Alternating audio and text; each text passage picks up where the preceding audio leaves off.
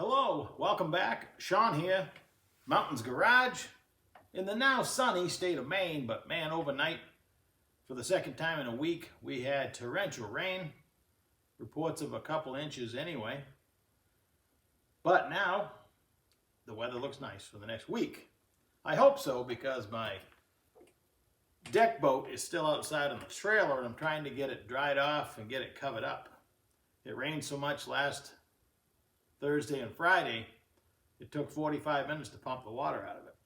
The bilge ran that long, a full stream, when I went to move it.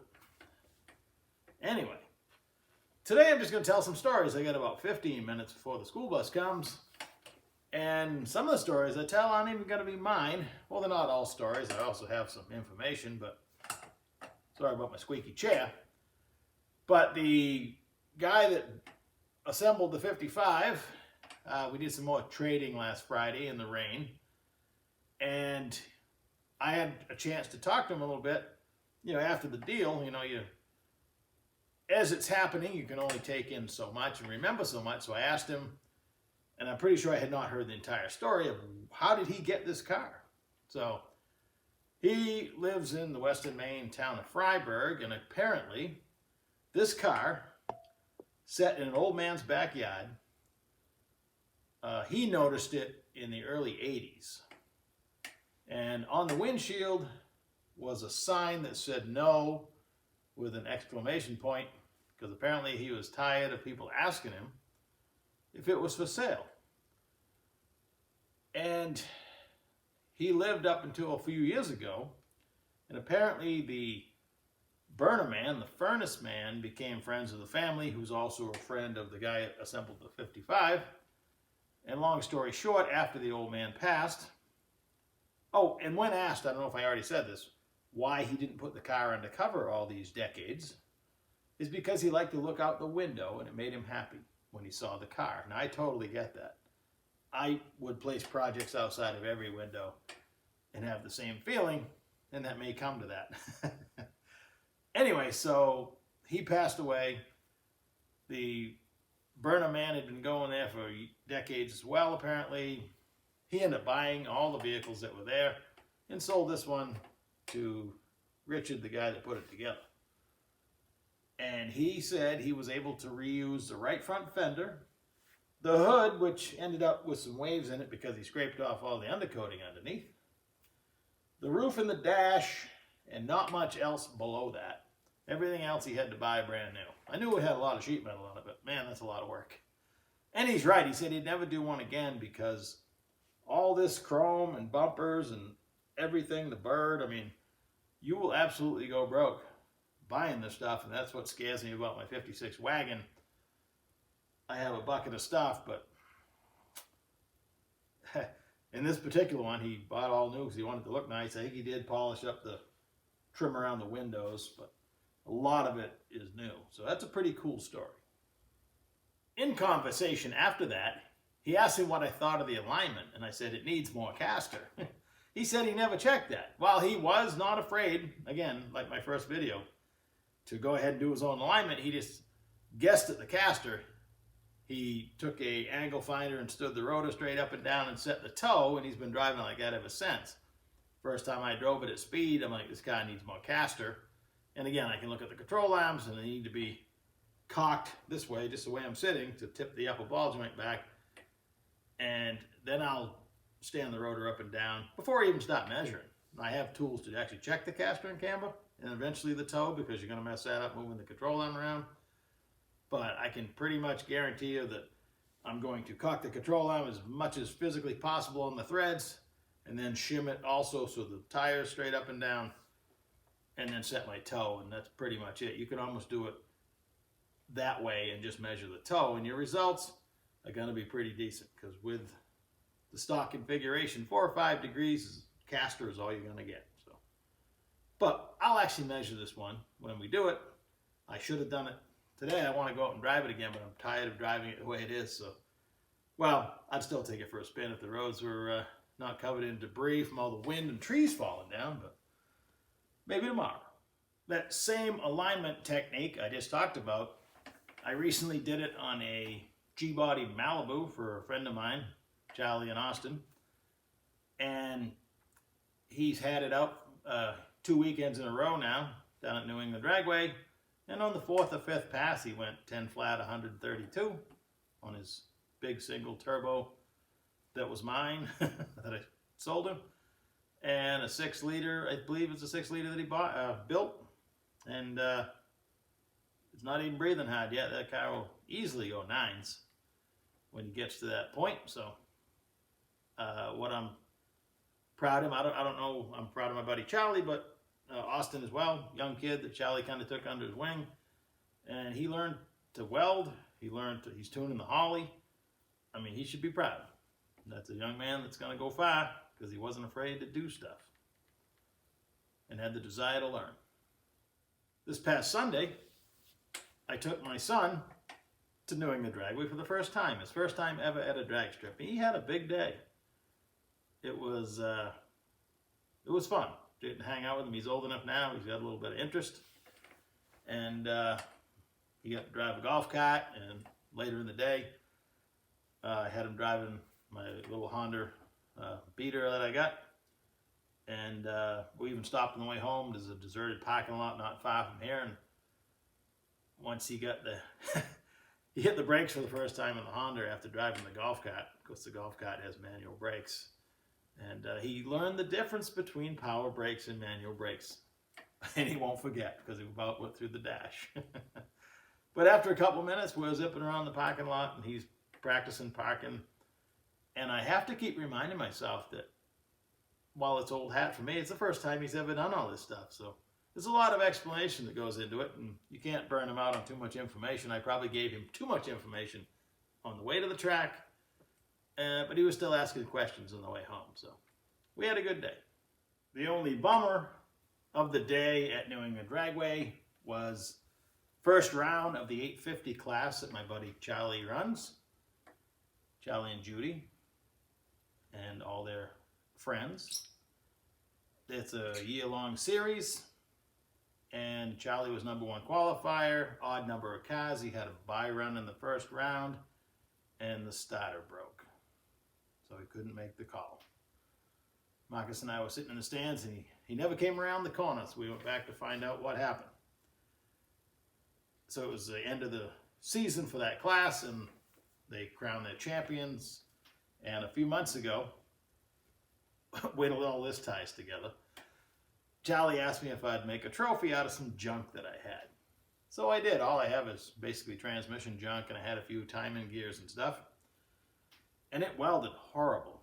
The oil just wouldn't stop coming out of it, and like timing gears aren't real great metal anyway, so apparently, and some of the transmission stuff, it's just been in oil its whole life. And despite the fact that I cleaned it, I wasn't necessarily proud of the welding, and I thought they were going to paint it, but he ended up leaving it raw, put a nice plaque on it, and that was a season championship trophy. The guy that won it, in fact, John Sandell, Tube Chassis Design, I believe it's Hanson, Massachusetts, is one of the finest welders I've ever seen. When I look at the roll cages he's done, like he rebuilt Charlie's 850 car, and he did the cage in the Malibu I was just talking about.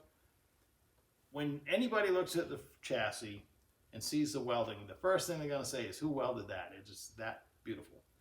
So here's one of the greatest welders, probably the greatest welder that I know. And now in his shop is my trophy that has terrible looking welds on it. But there's probably a point in my life that would have bothered me, but if you can't learn to respect and want to get better by being around people that are better at things than you are, I've said this a million times, then you're missing the boat. So I want to get that good. I don't know if I have enough years left to do it, but the days that I do pop out a nice looking weld, I want to clear coat that thing and put it on the mantle. But so John Sandell won the 850 class, and his son, I believe, won the 950 class. So father, son, that's cool. If I look extra funny today, it's because I'm wearing sneakers.